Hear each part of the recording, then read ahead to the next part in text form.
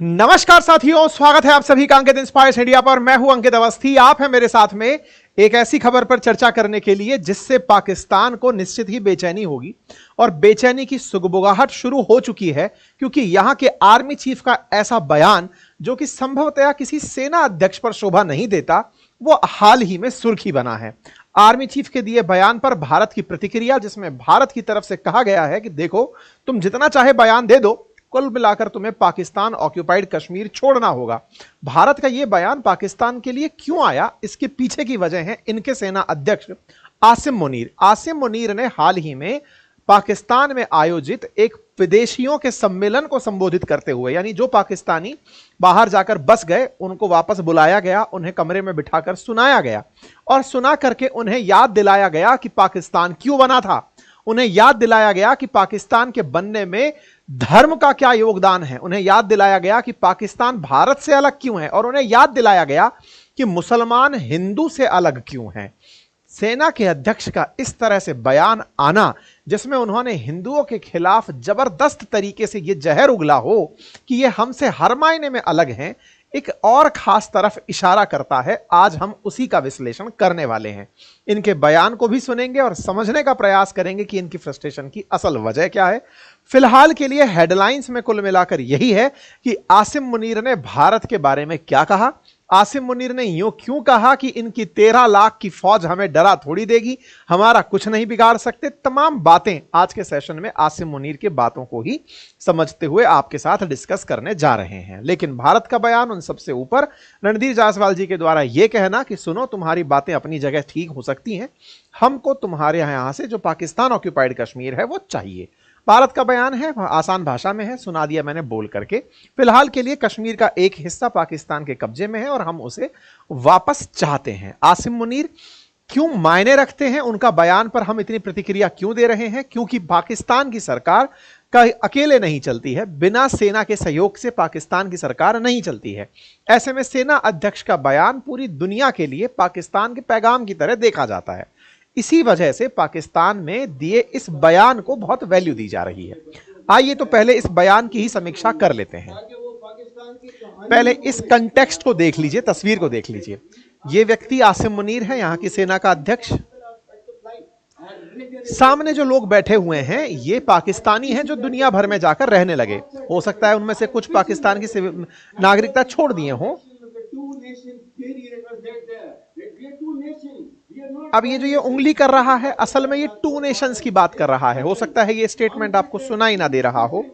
ये जोर दे दे करके ओवरसीज में रह रहे, यानी पाकिस्तान से बाहर रह रहे लोगों को याद दिला रहा है कि देखो, पहले पाकिस्तान के बारे में गर्व करो कि पाकिस्तान क्या है। पाकिस्तान के बारे में गर्व करने के लिए इसने वजह दी कि पाकिस्तान का जन्म कैसे हुआ, कैसे पाकिस्तान बिल्कुल मदीना की तरह, बिल्कुल वैसे ही जिस तरह मदीना की स्थापना हुई, कुछ वैसे ही पाकिस्तान की स्थापना हुई। साथ ही साथ इसने यह भी याद दिलाने का प्रयास किया कि पाकिस्तान के लोगों, अपनी आने वाली पीढ़ियों को याद दिलाना कि पाकिस्तान किस तरह से धर्म के आधार पर बना देश है। तीसरी इंपॉर्टेंट बात जो इसने ये कही कि पाकिस्तान हिंदुओं से बिल्कुल अलग है, मुसलमान हिंदुओं से हर तरह से अलग है, हमें यह बात अपनी पीढ़ियों को बतानी होगी। इनके इन बयानों की समीक्षा तो मैं एक एक करके करता चलूंगा, लेकिन इनके इन बयानों में जो बातें कही गई उनमें हिंदुओं के प्रति इनके मन में जो भाव है, जो कि इनके हिंदू फोबिक होने को उजागर करता है कि अगर हिंदू धीरे धीरे इसी तरह ग्रोथ करते चले गए तो कहीं ऐसा ना हो कि पाकिस्तान का अस्तित्व ही संकट में आ जाए। ये बात मैं क्यों बोल रहा हूं, इसको ध्यान से समझने का प्रयास कीजिए। आगे और चलेंगे इस बात को डिटेल में लेकर, पहले ही इनके बयान की व्याख्या यही कर लेते हैं। जब ये बोलते हैं कि हम हिंदुओं से हर तरह से अलग हैं, कल्चरली अलग हैं, विश्वास में अलग हैं, फेथ में अलग हैं, रिलीजियस प्रोसेसेस में अलग हैं, ऐसा ये क्यों बोल रहे हैं? कहीं ना कहीं इन्हें भी ये लग रहा है कि जिस आधार पर पाकिस्तान ने अपने लिए एक मुल्क मांगा था, भारत से विभाजित होकर पाकिस्तान ने मुसलमानों के लिए एक अलग देश मांगा था, उस देश को अब अपने अस्तित्व पर संकट नजर आ रहा है। ऐसा मैं क्यों कह रहा हूं? क्योंकि पाकिस्तान ऑक्यूपाइड कश्मीर में पाकिस्तान सरकार के खिलाफ बड़ी संख्या में लोग खड़े होकर प्रोटेस्ट कर रहे हैं। साथ ही साथ पाकिस्तान का एक बड़ा हिस्सा, कहें तो क्षेत्रफल के हिसाब से सबसे बड़ा राज्य बलूचिस्तान डिमांड कर रहा है कि हम पाकिस्तान के साथ नहीं रह सकते। तो पूरे देश को यूनाइट करने का एकमात्र इनके पास अगर कोई कारण है तो वो है धर्म। तो ये याद दिलाते हैं कि हम बने क्यों थे, ये तो याद करो। यहां के सेना चीफ का यह कहना कि टू नेशन थ्योरी हमारे अस्तित्व का सबसे बड़ा आधार था, तो वो टू नेशन थ्योरी थी क्या, उसके डिटेल में चलेंगे जरूर, लेकिन फिलहाल केवल आधार रूप से यह जान लीजिए कि धर्म के आधार पर मुसलमानों के लिए एक अलग देश हो और हिंदुओं के लिए एक अलग देश हो। तत्कालीन राजनीतिक दल ये नहीं चाहते थे कि हिंदुओं के लिए भारत हो, उनका मानना था कि भारत में सभी धर्म हो, चाहे जैनिज्म हो, चाहे इस्लाम हो, चाहे सिखिज्म हो, चाहे बुद्धिज्म हो, भारत सब धर्मों का देश हो। लेकिन पाकिस्तान अपने आप को केवल इस्लाम को मानने वालों का देश रहना चाहता था। लेकिन अब उसे यह रियलाइज हो रहा है कि पाकिस्तान से कई ज्यादा संख्या में हिंदुस्तान के अंदर अब मुसलमान प्रॉस्पेरस तरीके से आगे बढ़ रहे हैं। इतना ही नहीं, पाकिस्तान के अंदर रह रहे मुसलमान अब पाकिस्तान के ही खिलाफ खड़े हो रहे हैं। जैसे 1971 में पाकिस्तान से टूटकर बांग्लादेश का बनना, अगर सही मायने में ये उस ही इस्लाम की वजह से एक रहे होते तो ये यूनाइटेड फॉर्म में रहे होते, लेकिन देश टूट गया और दोबारा टूटने की कगार पर पहुंच गया। बलूचिस्तान वाले लोग तो खुद को मोटिवेट ही ये कहकर करते हैं कि भाई जिस तरह से 1971 में बांग्लादेश बना था, ऐसे ही एक दिन बलूचिस्तान अलग देश बन जाएगा। यानी कि इस्लाम इन्हें बांधने में कारगर साबित नहीं हो रहा। इसी वजह से ये बार बार इस्लाम की दुहाई दे रहे हैं। इनका कहना है कि रियासतों में केवल 2 ही रियासतें ऐसी हैं जिन्हें कलमे के तौर पर बनाया गया। पहली रियासत तैयबा है, जिसको नबी यानी कि मोहम्मद साहब ने बनाया था, जिसे आज मदीना कहते हैं, और दूसरी रियासत 1300 साल बाद अल्लाह ने पाकिस्तान बनाई। मतलब इसका यह है कि पूरी दुनिया में 2 ही मुल्क ऐसे हैं जो सीधे तौर पर इस्लाम और कलमे की बुनियाद पर बने हैं। उनमें से एक मदीना, जो मक्का मदीना जिसे आप कहते हैं, और दूसरा पाकिस्तान 1947 के अंदर बना। इसके पीछे का तर्क क्या है? कलमे में कहीं इसके बारे में जिक्र आता है। अब आप पूछेंगे कि एक देश के अंदर सेना अध्यक्ष है जो वीरता की बात करता तो समझ में आता, ये धर्म के ऊपर बयान दे रहा है, और वो भी बहुत पुराने घिसे पिटी बातें। जब पाकिस्तान बना था तब टू नेशन थ्योरी सुर्खियों में आई थी, क्योंकि उस समय के मुस्लिम लीग के नेताओं को लगता था कि अपने लिए एक अलग देश होगा तो संभवतया नेहरू जी के रहते या फिर गांधी जी के रहते या पटेल साहब के रहते वो लोग राष्ट्रपति अथवा प्रधानमंत्री तो बन नहीं पाएंगे, लेकिन अलग देश रहा तो उस देश के राष्ट्रपति अथवा प्रधानमंत्री या गवर्नर जनरल बन सकेंगे। उनकी जो राजनीतिक महत्वाकांक्षाएं थी उनकी वजह से देश तो बन गए, लेकिन देश के अंदर लोगों को मोटिवेटेड रखने के लिए धर्म को आधार बनाया गया था कि धर्म के लिए एक अलग देश मांग लो। अब उसी धर्म के अंदर ये वापस से जान फूंक रहे हैं, ये कहते हुए कि पाकिस्तान में बिलीव रखो। किस बात का? इस बात का कि पाकिस्तान मदीना जैसी एक रियासत है। मतलब यहां पर रियासत मदीना वाला फीचर है, खुद मोहम्मद साहब के कलमे में इसका जिक्र है। अर्थात अब सेना को भी धर्म की जरूरत आ पड़ी है। सेना भी धार्मिक आधार पर खुद की वैलिडिटी चाहती है ताकि उसके खिलाफ हो रहे राजनीतिक विरोध को वो हैंडल कर सके। ऐसा क्यों? क्योंकि आपको याद हो तो इमरान खान आसिम मुनीर के सख्त खिलाफ थे। इमरान खान का मानना ही यह है कि उन्हें जेल में भिजवाने वाला आसिम मुनीर है, जो वर्तमान में सेना अध्यक्ष है।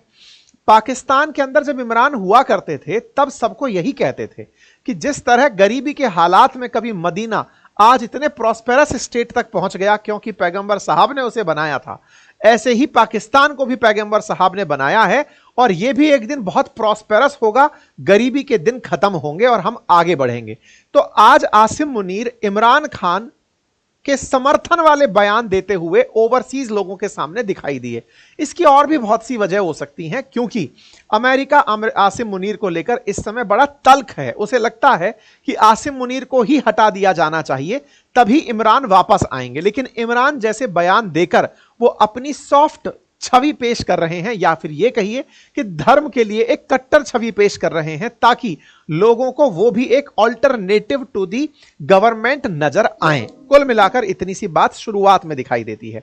अब तथ्यात्मक जानकारी इस पर डिस्कस करते हैं कि आफ्टर ऑल ये टू नेशन थ्योरी थी क्या, और समस्त भारतीय जो इस समय मुझे सुन रहे हैं उनके दिमाग में एक बड़ा प्रश्न यह बनता है कि जब दो देशों की डिमांड थी और उस डिमांड में धर्म के आधार पर देश बनने की बात थी, तो भारत ने अपने आप को हिंदू राष्ट्र उस समय घोषित क्यों नहीं कर लिया, जब इस्लाम को मानने वाले अपने लिए एक मुस्लिम राष्ट्र की मांग कर रहे थे। यह दिमाग में थॉट रखते हुए अब आज के सेशन में आगे बढ़ते हैं। पहला प्रश्न, जब ये टू नेशन थ्योरी की बात कर रहे हैं वहीं से निकलकर आता है। पाकिस्तान का बनना असल में द्विराष्ट्र सिद्धांत की वजह से ही संभव हुआ था। पाकिस्तान के जो पूर्व थे, यानी कि जो इनके पूर्वज थे जो भारत में उस समय रहा करते थे, वो मांग ही ये करते थे कि इस्लाम और हिंदुइज्म एकदम अलग हैं और इस्लाम को मानने वालों को एक अलग देश होना चाहिए, एक अलग देश मिलना चाहिए। जो मोहम्मद अली जिन्ना, जिन्हें पाकिस्तान अपना बाप मानता है, मोहम्मद अली जिन्ना की ये सिद्धांत थी कि दो देश अलग होने चाहिए जो धर्म के आधार पर हैं। इसका मतलब धर्म को ही आधार मानकर दो देश बनाने की मांग चली आई थी पाकिस्तान बनाने से पहले, या यह कहिए कि पाकिस्तान बनाने की असल वजह धर्म के आधार पर देश का विभाजन था। तो यह सबसे पहले कहां से आया, और उस समय के कांग्रेसी, उस समय के क्रांतिकारी या फिर जो देश प्रेमी थे, वो इस बात को इतनी भाव क्यों नहीं देते थे? इसके पीछे की कहानी सुनिए। देखिए, भारत में लंबे समय तक फॉरेन इन्वेडर्स का राज रहा है, चाहे अंग्रेजों का रहा हो और या अंग्रेजों से पहले विदेशी आक्रांताओं में मुगल मंगोल इनका रहा हो। ऐसे में भारत में कभी धर्म को अलग से ट्रीट नहीं किया गया था। अलग से ट्रीट नहीं किया गया था का मतलब कि मुसलमानों के लिए एक अलग देश हो, अंग्रेजों को भी ऐसा लगा नहीं था। उन्हें यह लगता था कि इनके रीति रिवाजों में दूसरे रीति रिवाजों से भिन्नता होगी, लेकिन ये कोएग्जिस्ट करते हैं। और हमारे यहां पर इस सर्वधर्म संभाव के चलते ही बहुत सारे धर्म बहुत आसानी से फ्लरिश करने लगे। बहुत सारे विदेशी यानी कि यहूदी तक भारत में आकर के, पर्शियन भारत में आकर के सुरक्षित महसूस करने लगे। ब्रिटिशर्स आए, क्रिश्चियनिज्म को लेकर के आए, ईसाइयत को लेकर आए, वो यहां पर सक्सेसफुली सरवाइव करने लगा। दो नए धर्मों में से मतलब सिखिज्म और बुद्धिज्म का जन्म यहां से माना जाता है। जैनिज्म का मूल भाव यहां से उत्पन्न हुआ माना जाता है। यानी भारत के अंदर विचारधारा की, उपासना की, अपनी थॉट की जो बुनियाद थी वो काफी मजबूत थी। हम ये मानते थे कि व्यक्ति, आज भी हमारे मूल सिद्धांत जो मूल अधिकार हैं उनमें हम उपासना के अधिकार को लेकर, फेथ को लेकर के बड़े सकारात्मक साउंड होते हैं। लेकिन अंग्रेजों को भारत के अंदर हिंदू मुसलमान के बीच रिफ्ट पैदा करनी थी। इसके पीछे की कहानी थोड़ा पीछे से शुरू करते हैं। कहानी शुरू होती है 1905 के अंदर हुए बंगाल विभाजन से।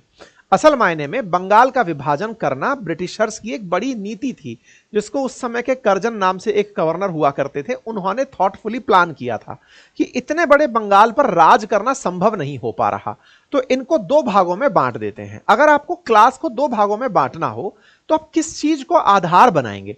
या तो जेंडर को, कि चलो बच्चियों को अलग कर देते हैं, बच्चों को अलग कर देते हैं, या मार्क्स को, या उनकी हाइट को, या किसी ना किसी क्राइटेरिया को तो आप लेकर चलेंगे।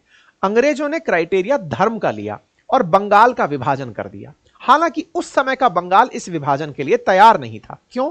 क्योंकि हमारे सामाजिक ताने बाने में कभी भी एक दूसरे से मतभेद जैसी चीज थी ही नहीं। यही कारण था कि उस समय पूर्व बंगाल और पश्चिम बंगाल दोनों एक साथ होने के लिए संघर्ष कर दिए और भारत में एक आंदोलन हुआ जिसे आप स्वदेशी आंदोलन के नाम से जाने। बंगाल को एकजुट रखने के लिए, यानी पूर्वी बंगाल जिसे आज आप बांग्लादेश कहते हैं और पश्चिम बंगाल जो आज भारतीय राज्य है, ये उस समय जब सेपरेट हुए तो इन्हें एक करने के लिए तगड़ा संघर्ष हुआ। इतना संघर्ष हुआ कि अंग्रेजों को अपनी राजधानी पश्चिम बंगाल से, आज के पश्चिम बंगाल कोलकाता से शिफ्ट करके दिल्ली तक लानी पड़ी। पश्चिम बंगाल और पूर्वी बंगाल का विभाजन रद्द करना पड़ा। बंगाल विभाजन जो है वो अंग्रेजों के लिए बैकफुट पे आने का एक बड़ा कारण बना। लोगों को यह विश्वास होने लगा कि अंग्रेजों को पीछे धकेला जा सकता है। अब अंग्रेज इस बात से तगड़े व्यथित हुए कि हमने दोनों को अलग किया और ये लोग वापस से एक होकर हमें पछाड़ दिए।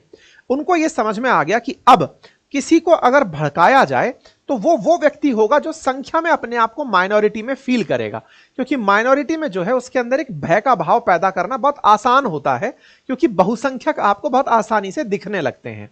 उस समय अंग्रेजों ने मुसलमानों के दिमाग में यह भय पैदा करना शुरू किया कि देखो बेटा, तुम्हारे साथ इंडिया में सब अच्छा नहीं हो सकता, क्योंकि कांग्रेस में भी मेजॉरिटी में अगर आप देखते हो तो हिंदू बैठे हुए हैं और ये हिंदू राष्ट्र के लिए ही काम करते हैं। भारत में तब भी कुछ ऐसी फिलॉसफी थी नहीं, लेकिन फिर भी इस तरह की बातों को दिमाग में भरना शुरू किया गया। धीरे धीरे मुसलमानों को मुस्लिम लीग के नेतृत्व में, क्योंकि आगा खां के नेतृत्व में मुस्लिम लीग का ही निर्माण अंग्रेजों ने करवाया था, तो ऐसे में अंग्रेज मुस्लिम लीग को फ्यूल दिया करते थे कि बेटा जाओ और भड़को अंदर जाकर के। तो धीरे धीरे इस्लाम को लेकर के थोड़ी डिमांड रेज होना शुरू हुई। यह डिमांड 1909 में जाकर मार्ले मिंटो रिफॉर्म्स में दिखाई देने लगी। कैसे दिखाई देने लगी? अंग्रेजों ने बकायदा सेपरेट इलेक्टोरेट दे दिया मुसलमानों के लिए कि भाई मुसलमान ही मुसलमान को वोट देगा। अब यह बात जैसे ही हुई, कहा जाता है कि 1909 आधिकारिक रूप से वो दिन था जिस दिन भारत के अंदर धर्म के आधार पर विभाजन की नींव डाली गई अंग्रेजों द्वारा। फूट डालो और राज करो के लिए उन्होंने फूट डालने का काम हिंदू और मुसलमानों में जो किया, उसकी जो बहुत बड़ी नींव थी वो इस बात से डली कि मुसलमान ही मुसलमानों को वोट देगा। That was the time of 1909, जिसे आप मार्ले मोंटे रिफॉर्म्स के नाम से, मिंटो रिफॉर्म्स के नाम से जानते हैं।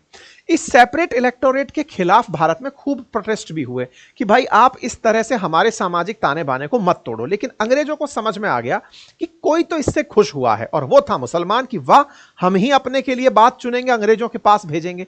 धीरे धीरे इस तरह की डिमांड और उठने लगी। मॉन्टेग्यू चैम्सफोर्ड के अंदर जब रिफॉर्म्स 1919 में आए तो ये सेपरेट इलेक्टोरेट और धर्मों के लिए भी बढ़ा दिया गया, मुसलमानों के लिए सीट रिजर्व कर दी गई। अंग्रेजों को अब यह समझ में आ गया था कि भारत की इस एकता को तोड़ने के लिए इन्हें धर्म के आधार पर बांट दो, ये आसानी से फिर राज किए जा सकते हैं। ठीक है साहब। मुसलमानों के बीच में और हिंदू मुसलमानों के बीच में जो खाई पैदा करी इन्होंने, उसी दौर में अंग्रेज फंस गए विश्व युद्ध के अंदर। पहला विश्व युद्ध हुआ 1914 से 1919 के बीच में। उस प्रथम विश्व युद्ध में 1914 से 18 के बीच में, उस प्रथम विश्व युद्ध के दौरान अंग्रेजों को लगा कि हम भारत से अप्रभावित रहेंगे, बस इनकी सेना को ले जाएंगे युद्ध में। लेकिन हुआ ये, उस युद्ध में अंग्रेज जो हैं वो तुर्की के अंदर जो खलीफा था उसके शासन को चैलेंज कर रहे थे। तुर्की युद्ध हार रहा था। तुर्की में बैठे खलीफा से भारत के जो मुसलमान थे ये अपने आप को अटैच मानते थे कि सारे मुसलमानों का जो गुरु है खलीफा वो तुर्की में बैठता है। अब चूंकि भारत पर राज कर रहे अंग्रेज वहां बैठे हुए मुसलमानों के नेता को पछाड़ रहे हैं, उठाकर फेंक रहे हैं, इससे भारत का मुसलमान अंग्रेजों के खिलाफ हो गया। कहते हैं कि उसी समय पर भारत में पहली बार मुस्लिम तुष्टीकरण देखा गया। मुस्लिम तुष्टीकरण कहा जाता है कि गांधी जी ने उसी खलीफेट आंदोलन, जिसे आप खिलाफत के नाम से जानते हैं, वो असल में खलीफा के लिए हुआ आंदोलन था। उस खलीफेट आंदोलन के लिए मुसलमानों को साथ लिया कि आओ हम मिलकर अंग्रेजों के खिलाफ प्रोटेस्ट करना शुरू करेंगे। और यहीं से भारत में फिर से मुसलमान और हिंदू एक साथ होकर के गांधी जी के असहयोग आंदोलन में जुड़ गए। गांधी जी का यह असहयोग आंदोलन असल में मुसलमानों के द्वारा सपोर्टेड था, क्योंकि वो खलीफेट के लिए था, और इधर से गांधी जी को अपने लिए आंदोलन चलाना ही था कि अंग्रेजों को भगाना है। दोनों का उद्देश्य एक हो गया, दुश्मन कॉमन हो गया, वो था अंग्रेज। कोई बात नहीं। इस बीच में गांधी जी ने चोरा चोरी कांड के चलते 1922 में अपना नॉन कॉपरेशन मूवमेंट रोक दिया। इससे मुसलमानों को यह लगा कि पहले तो आपको अंग्रेजों के खिलाफ प्रोटेस्ट करना था, तो आपने हमें इसलिए साथ ले लिया कि हमारा उद्देश्य और आपका उद्देश्य एक साथ है। आपने हमारी पुरानी मांगे स्वीकार कर ली, आपने सेपरेट इलेक्टोरेट स्वीकार कर लिया। मतलब आपको यह पृथक निर्वाचन पद्धति जो अब तक बुरी लग रही थी, अब आपको यह पसंद आने लग गई। इसका मतलब कहीं ना कहीं आपने अपने राजनीतिक स्वार्थ के लिए, राजनीतिक प्रोटेस्ट को बढ़ावा देने के लिए एक गलत चीज को भी सही मान लिया। इसी को ही तुष्टीकरण कहा जाता है कि आपको पता है कि यह चीज गलत है, लेकिन आप उसका समर्थन इसलिए कर दे रहे हैं क्योंकि आपका राजनीतिक स्वार्थ है। उस समय गांधी जी का राजनीतिक स्वार्थ नॉन कॉपरेशन मूवमेंट था। अब वो था देश के लिए ही, लेकिन इसे अपीजमेंट के नाम से हिस्ट्री के अंदर कहा जाता है। 1922 में जब चौरा चौरी कांड हुआ और गांधी जी ने इस नॉन कॉपरेशन मूवमेंट को वापस ले लिया, तो वापस लेते ही देश के अंदर मुसलमान गांधी जी के खिलाफ हो गया कि आपने बिना हमसे कंसेंट लिए ही ये काम कर दिया। तो फिर से वो रिफ्ट पैदा हो गई, और वो जो 1909 में वो हुआ था सेपरेट इलेक्टोरेट, और उससे पहले जो अंग्रेजों ने हिंदुओं और मुसलमानों को बांटना शुरू किया था, वो और मजबूत हो गया। उन्हें लगा कि इनको केवल अपने स्वार्थ चाहिए। ऐसे में अपने आप को धोखे में पाकर मुसलमान और खिन्न होकर के कहने लगे कि नहीं, अंग्रेज सही हैं, वही हमारे लिए सही बात बोल रहे हैं। कोई बात नहीं साहब, हिंदू मुसलमान के बीच में थोड़ा डिवाइड और पैदा होने लगा। इस बीच में 1930 के अंदर मुस्लिम लीग का नेता बनता है मोहम्मद इकबाल, और वो आकर कहता है कि अब समय आ गया है कि केवल वोट से नहीं, एक देश से काम चलेगा। मुसलमानों के लिए एक अलग देश चाहिए, और मुसलमान अलग देश में रहें और हिंदू अलग देश में रहें, इसको टू डिफरेंट नेशन थ्योरी कहा गया। तो जब भी आप द्विराष्ट्र सिद्धांत सुनते हैं तो यह द्विराष्ट्र सिद्धांत असल में हिंदू और मुसलमानों के लिए एक अलग देश की बात थी। उस समय की कांग्रेस हिंदुओं के लिए एक अलग देश नहीं चाहती थी। उसका वजह था कि भारत में सिखिज्म भी था, जैनिज्म था, बुद्धिज्म था, जोरोस्ट्रियन था, पर्शियन था, ये सब धर्म को एग्जिस्ट करते थे। और अगर ऐसा होता तो कल को फिर बुद्धिस्ट लोग अपना देश मांगने निकलते, जैनिज अपना निकलने मांगते, सिख अलग अपना देश मांगने निकलते। भारत की ये जो विविधता है ये बहुत खंड में निकल जाती। इसलिए हमने धर्म को आधार ना मानते हुए सेक्युलर स्टेट होने का निर्णय लिया। हालांकि सेक्युलर टर्म हमने बाद में संविधान में डाला, लेकिन आज भी मूल अधिकार जो आप डे 1 से पढ़ते आते हैं उनमें यह पता चलता है कि भारत ने सभी धर्मों को साथ रखने के लिए ही संविधान बनाया था। खैर, ये आगे की और आगे हम निकल गए, फिर से हम वापस लौट कर आते हैं। मुसलमान अपने लिए यह मानकर खुश था कि अब अपने मुसलमानों का एक देश अगर हो गया तो टू डिफरेंट नेशन चल पड़ेगा, और इससे साथ करने में मुसलमानों को आसानी होगी। यह मांग धीरे धीरे तेज होती गई। कहां तेज होते हुए अंग्रेज इस चीज में जिन्ना को फ्यूल करते गए। 1940 के अंदर मुस्लिम लीग की एक कॉन्फ्रेंस होती है लाहौर में, और यहां पर आकर के जिन्ना ये डायलॉग देते हैं जो आज आसिम मुनीर ने दिया है। जिन्ना का डायलॉग होता है कि Hindus and the Muslim belongs to two different religious philosophies, social customs and the literature. ध्यान दीजिएगा, 1940 के बाद आज आप 2025 में हैं, 85 साल बाद भी पाकिस्तान वहीं खड़ा है। पाकिस्तान के अंदर सोचिए, जिन्ना ने यह बयान देश को तोड़ने के लिए दिया था, भारत को तोड़ने के लिए दिया था। आज वहां 85 साल बाद का बैठा जनरल जो आज स्वतंत्र पाकिस्तान में है, जो जिन्ना का ख्वाब था उस पूरे सपने के साथ बैठा है, उसे फिर यह बयान देने की आवश्यकता पड़ रही है। इसका मतलब समझ रहे हैं?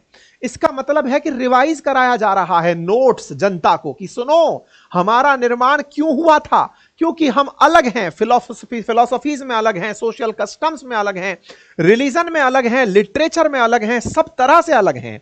ऐसे में दो देश एक साथ नहीं रह सकते। इस वजह से मेजॉरिटी के लिए अलग देश हो और माइनॉरिटी के लिए अलग देश हो। यह बात जिन्ना ने 1940 में बोली थी, जो आसिम मुनीर आज बोल रहा है डर करके। इस बाद में क्रिप्स मिशन आया। अंग्रेज इसके बाद में थोड़े से कंफ्यूज हो गए कि यार मुसलमानों को अलग देश दे कैसे दें। अंग्रेजों ने शुरुआत में इस बात को नहीं मांगा।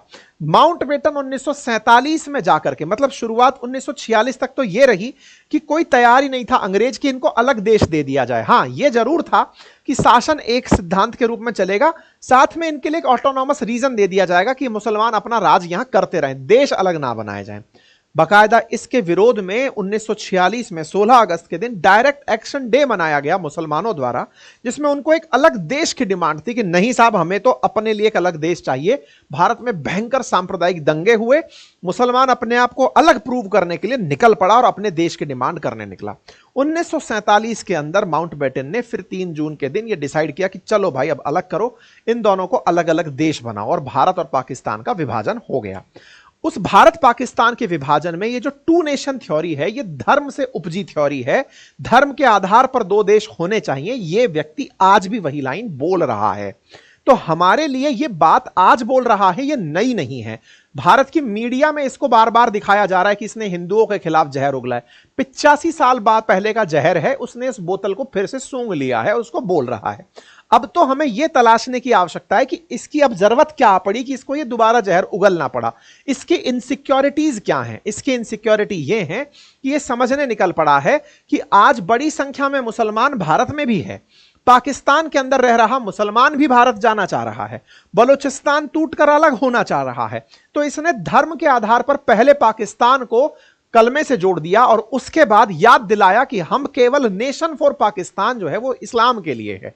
इसकी इस गलती से 2 कारण भारत में भी प्रवोक हो सकते हैं, और वो क्या है? भारत के अंदर कुछ लोग इस बात की जिद पर अड़ सकते हैं कि मुसलमानों को तो वहीं चले जाना चाहिए, क्योंकि मुसलमानों ने उस समय पर यहां रहने की गलती ही क्यों की? क्योंकि अल्टीमेटली टू नेशन जब बन ही रहे थे कि मुसलमानों के लिए एक अलग देश है, तो वहीं जाओ, आसिम मुनीर चिल्ला चिल्ला कर तुम्हें बुला रहे हैं। वहीं दूसरी ओर भारत में एक मांग इस बयान की वजह से यह और उग्र हो सकती है कि हिंदुओं के लिए एक अलग देश क्यों ना हो। और हिंदुओं की जनसंख्या में जब जैन और बुद्धिस्ट को काउंट किया ही जाता है तो इन सबको एक संयुक्त रूप से हिंदू राष्ट्र घोषित किया जाए, सेक्युलर पद को हटा दिया जाए और हिंदू देश रखते हुए मुसलमानों को उठा करके पाकिस्तान भेज दिया जाए। इस तरह के बयान के ये भी मायने निकाले जाते हैं कि इसका उद्देश्य असल में भारत की सुर्खियों में ही आना था ताकि भारत में सांप्रदायिक सौहार्द को बिगाड़ा जा सके। यह भी इसका एक उद्देश्य हो सकता है, क्योंकि जिस समय पार्टीशन हुआ उस पार्टीशन का असर उस समय के पूर्वी पाकिस्तान में भी देखा गया था, जो आज बांग्लादेश कहलाता है, और उसी जगह इन दिनों मुर्शिदाबाद में दंगे चल रहे हैं। ऐसे में मुर्शिदाबाद को कनेक्ट करते हुए कि एक तरह से इन लोगों को अलग धर्म के नाम पर अलग देश के डिमांड को प्रवोक करा दिया जाए, क्या पता इससे इन्हें कोई राजनीतिक लाभ हो जाए। यही कारण है कि इस तरह के बयान पर भारत में भी तीव्र प्रतिक्रियाएं आना शुरू हुई। हेमंत विश्व शर्मा तो इस बात को लिखे कि हां, अब कम से कम हिंदुओं को भी अपने कल्चर पर पहचान हो जानी चाहिए कि हमारी सिविलाइजेशन कितनी अलग है, हमें अपना धर्म सही से रखना चाहिए, हमें अपनी सिविलाइजेशन की जो वैल्यूज हैं उनको ज्यादा चेरिश करना चाहिए। ऑब्वियस सी बात है, जब तुम इतने गाजे बाजों से करोगे तो यहां पे भी गाजे बाजे बजेंगे। ये तो था पहला पॉइंट कि इन्होंने ऐसा क्यों किया। अब चलते हैं दूसरी चीज पर। दूसरी चीज जो है वो है कश्मीर। कश्मीर के बारे में ये बोलते हैं कि साहब ये तो हमारी गले की नस है, गले की नस है, और इस गले की नस को हम अपने साथ अलग होने ही नहीं दे सकते।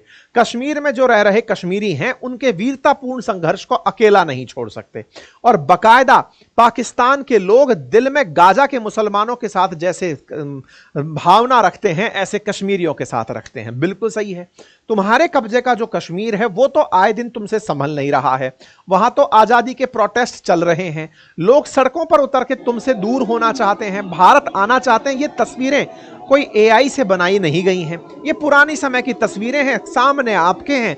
पाकिस्तान ऑक्यूपाइड कश्मीर तो तुमसे संभल नहीं रहा, वहां के लोग तो यहां आने की डिमांड कर रहे हैं, लेकिन फिर भी तुम अपने आप की दंभ भरने से नहीं हिचक रहे। कश्मीर के नाम पर दिए बयान पर भारत की प्रतिक्रिया आई कि तुम पहले पीओके खाली करने पर विचार करो। चलो, ये प्रतिक्रिया थी। तीसरा बयान दिया इन भाई साहब ने सेना के ऊपर। इन्होंने सेना पर बयान देते हुए बलूचिस्तान का रेफरेंस लिया कि भारत की 13 लाख सेना तो पाकिस्तान को डरा नहीं पाई, कुछ चंद आतंकी हमें क्या डरा लेंगे। अब यह आतंकी की क्या कहानी है, आपको याद होगा इन दिनों पाकिस्तान के अंदर बलूचिस्तान में जो बलूचिस्तान के सेनानी हैं, क्रांतिकारी हैं, वो बलूचिस्तान को पाकिस्तान से अलग करना चाहते हैं। इनसे यह कहा गया कि सर आप तो अपने ही देश में सुरक्षित नहीं हो, वहां के लोग ही सेपरेट होने के बारे में सोच रहे हैं। तो इनको अपनी जनता को विश्वास दिलाना था कि देखो ये जो ट्रेनें हाईजैक हो रही हैं या लोग जो मर रहे हैं, ये कुछ एक लोग जो हैं उनका कमाल है, जिन्हें हम आतंकवादी कहते हैं। असल मायने में बलूचिस्तान के क्रांतिकारी जो हैं वो पाकिस्तान से अपने आप को अलग देश बनाना चाहते हैं। इसके लिए वो भारत का सपोर्ट हमेशा से मांगते आए हैं। अब बड़ा सवाल यह है कि पाकिस्तान की सेना के चीफ का यह बयान बलूचिस्तान के लोगों की क्रांति को तो छोटा करता ही है, लेकिन झूठ बुलवा देता है कि 13 लाख सेना से हमारा क्या हुआ। तो देखो मैं आपको बताता हूं 13 लाख सेना से क्या हुआ। इनके ये सारे के सारे दावे कितने फुस्सी हैं, इसको अंदाजा इससे लगा लो कि भारत पाकिस्तान के बीच में अब तक 4 बार युद्ध हो चुके हैं। 47, 48 का, 65 का, 71 का और 99 का। 71 में तो इनकी 93,000 सैनिकों ने भारत की सेना के सामने सरेंडर किया था। तो ये जो लाइन बोल रहे हैं कि 13 लाख सैनिक तो हमारा कुछ नहीं बिगाड़ पाए, ये तो तुम्हारे कौन लगते थे, अब्बा डब्बा कुछ तो होंगे ये, क्योंकि तब तो तुम रहे नहीं होगे। तो एक चीज तो ये है। नंबर दूसरी जो बात है, जो ये बार बार कह रहे हैं कि साहब हमारा कुछ नहीं हुआ आज से पहले, तो देखो भाई बात ऐसी है कि 1965 के युद्ध में अगर भारत ताशकंद समझौते को नहीं मानता तो भारतीय सेना लाहौर या सियालकोट के अंदर बैठी होती। हम तो वहां तक पहुंच गए थे, ये तो बाद में सीज फायर हो गया और हमें वापस लौटकर आना पड़ा। तो भारतीय सेना ने तो तुम्हें हर बार धूल चटाई है। कारगिल तक तुम आ ही गए थे, फिर तुमको लौटा कर आए। हम क्या है, दुनिया के सिद्धांतों पर यकीन करते हुए अपनी ही जगह क्लेम करते हैं। अगर हम कभी दौड़ाते हुए अंदर तक तुम्हें ले गए होते तो तुम आज ये बयान ना दे रहे होते। तो तुम इतिहास के अंदर झूठ को आज पढ़ाने की नौबत तक आ गए हो। इसका मतलब पाकिस्तान को अपना अस्तित्व कुछ संकट में लग रहा है।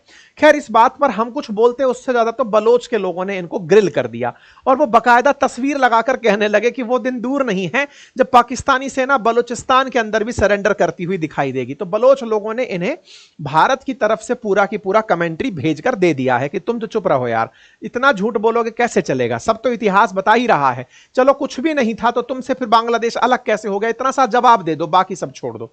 तो इस तरह से कुल मिलाकर के ये सारी चीजें की जा रही हैं। अब आते हैं इसको समाहित करते हुए कि इन्होंने फिर ये बयान आफ्टर ऑल दिया क्यों। तो कुल मिलाकर भारत के अंदर सांप्रदायिक नैरेटिव को खड़ा करना, ताकि भारत के लोगों को यह बताया जा सके कि देखो पाकिस्तान मुसलमानों के लिए खड़ा है, लेकिन उन्हें यह समझना चाहिए कि भारत के अंदर अस्थिरता पैदा करने के लिए यह बयान बहुत तुच्छ है।